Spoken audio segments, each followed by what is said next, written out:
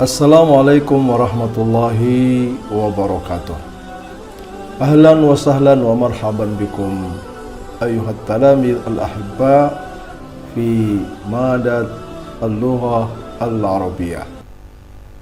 Selamat berjumpa kembali adik-adik dan rekan-rekan semuanya dalam mata pelajaran al-lughah al-arabiyah atau bahasa Arab.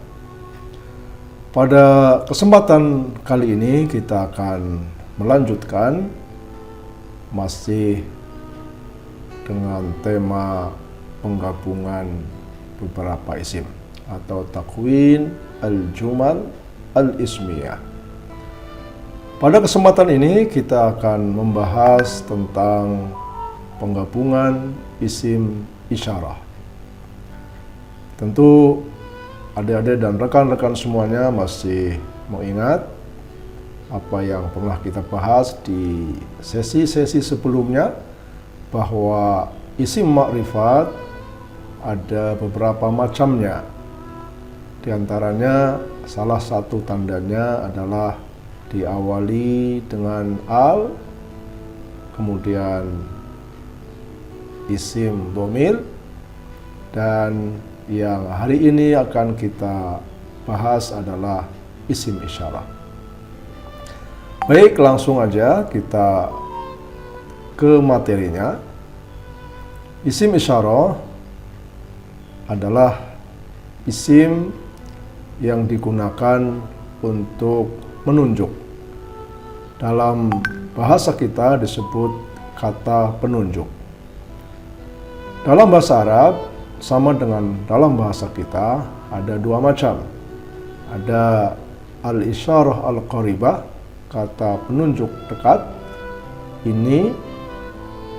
Kemudian ada pula isim isyarah untuk menunjukkan benda yang jauh, yaitu itu kalau dalam bahasa kita. Kalau dalam bahasa Arab bisa menggunakan dzalika, bisa menggunakan tilka, tergantung dari jenis isim yang nanti akan ditunjuk.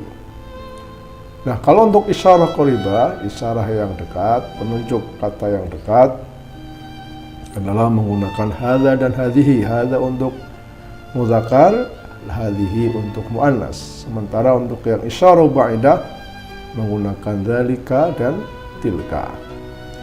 Baik, bagaimana rumus penggabungan dari isim isyarah ini? Baik, isim isyarah jika bertemu dengan isim nakirah, jadi isim isyarahnya itu di awal, kemudian isim nakirahnya ada di belakang, maka isim isyarah tidak berubah, tetapi dia akan menyesuaikan dengan amil atau huruf yang masuk kepadanya. Sementara isim nakirahnya dibaca rofa. Sebagai contoh, hadza masjidun. Hadza ini isim isyarah, jatuh di awal kata, kemudian masjidun nakirah, dan dia menjadi khobar ya untuk hadza. Jadi dia dibaca rofa. Demikian juga contoh yang lain, dzalika baitun. Dzalika isim isyarah, dia ma'rifat, kemudian nakirah menempati posisi yang kedua di urutannya sehingga dia menjadi khobar dan dibaca rofa. Contoh yang lain adalah tilka hurfa. Tilka untuk isyarah faedah atau isyarat kata tunjuk jauh, dan hurfa adalah isim nakirah. Kemudian contoh yang lainnya adalah hadhihi madrasah. Demikian juga hadhihi adalah isim isyarah, kemudian madrasatun adalah nakirah. Maka dalam hal ini isim isyarah tetap tidak berubah seperti apa adanya, hanya saja dalam kasus yang kita bicarakan di sini dia ada pada mahal rofa atau pada tempat yang harus dibaca rofa. Kemudian isim nakirahnya juga dia dibaca rofa karena dia menjadi khobar, seperti yang sudah pernah kita bahas di sesi-sesi sebelumnya. Baik, yang berikutnya, rekan-rekan dan adik-adik semuanya, bagaimana kalau nakirohnya ada di awal, isim isyarahnya ada pada urutan yang kedua. Kalau tadi isim isyarah yang pertama, nakirohnya yang urutan kedua. Sekarang dibalik, nakirohnya di awal, isim isyarahnya ada di urutan yang kedua. Nah, bagaimana rumusnya? Nakiroh menyesuaikan dengan amil atau huruf yang mendahulunya, i'rabnya, sementara isyarah itu pada tempat jar, ya. Tetapi dia tidak berubah. Kenapa? Karena dia mabni, dia tidak berubah. Tetapi ada pada posisi atau tempat yang harus dibaca jar karena menjadi mudhof ilaih. Seperti contoh, bisa kita lihat bersama-sama, qalamu hadza talibi, qalamu hadza, qalamu hadza. Nah, at-talibi ini untuk menjelaskan bahwa hadza juga sama, seharusnya dia kalau bisa dibaca jar, dia akan dibaca jar, ya. Qalamu hadza at-talibi. Kemudian contoh yang lainnya, bahwa nakirah itu menyesuaikan dengan amil yang mendahulunya. Inna qalama hadza talibi. Qalama, kenapa? Karena didahului oleh inna. Nah, kemudian hadza ini ada pada mahal jar atau seharusnya dia dibaca jar. Hanya saja karena dia tidak bisa berubah, maka cukup disebut pada mahal jar.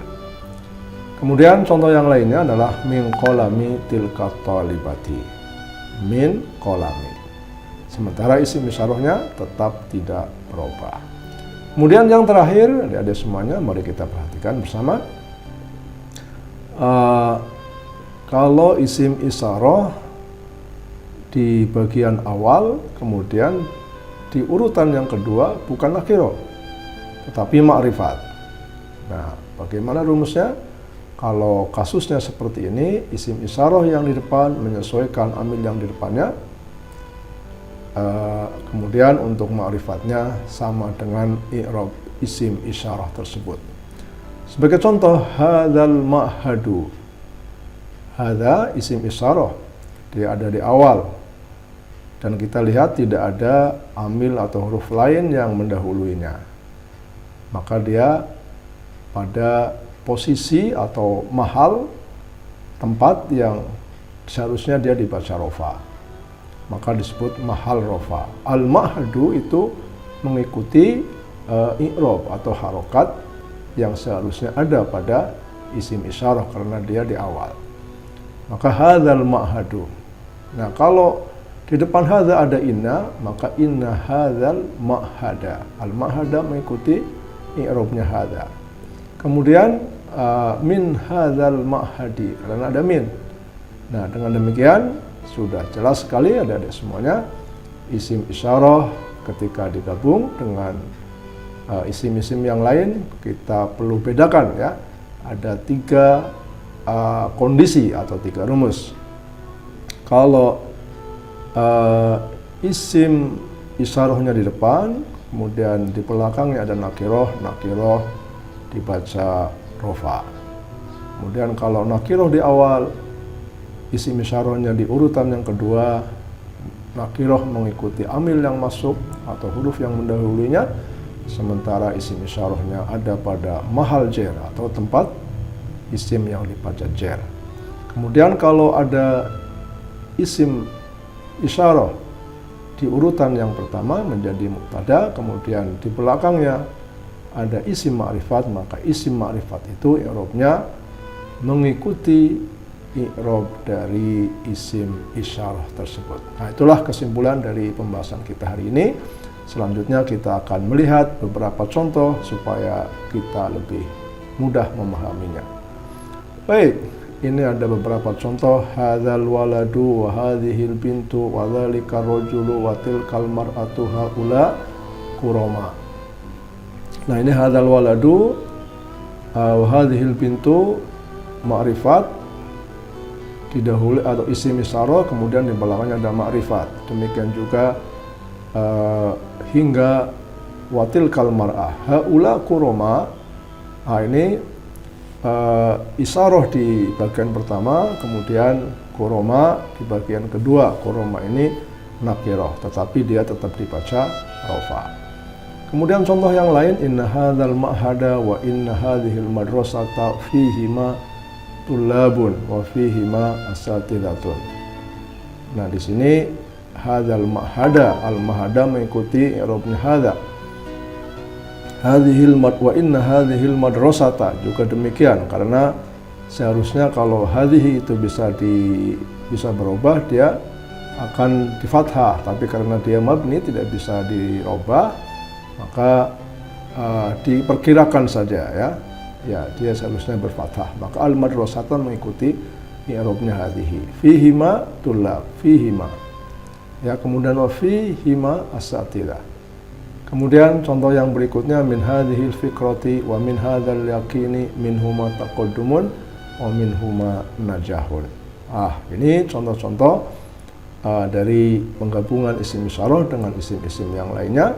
Selanjutnya seperti biasa di setiap akhir perjumpaan, setiap akhir dari materi yang disampaikan, Ustaz selalu memberikan latihan untuk dikerjakan di rumah masing-masing, yang selanjutnya nanti bisa dikumpul melalui HP atau melalui email yang sudah di-share ya oleh TU atau oleh admin. Baik, terima kasih adik-adik semuanya, rekan-rekan semuanya. Ini adalah latihannya, silahkan nanti dilihat bersama-sama, kemudian dicoba ya, dilatih, terus berlatih. Orang Arab mengatakan al-lughah al-mumarasah. Bahasa adalah praktik, baik itu membaca ataupun berbicara. Kalau tidak dipraktikkan, maka kita tidak akan bisa menguasai bahasa tersebut. Demikian, terima kasih atas perhatian dan kebersamaannya pada sesi kali ini. Hadza wa sallallahu ala nabiyyina Muhammadin wa ala alihi washabbihi ajmain. Wallahul muwaffiq ila aqwamit thoriq. Ma'akumut taufiq wan najah. Selamat mengerjakan, semoga sukses. Wassalamualaikum warahmatullahi wabarakatuh.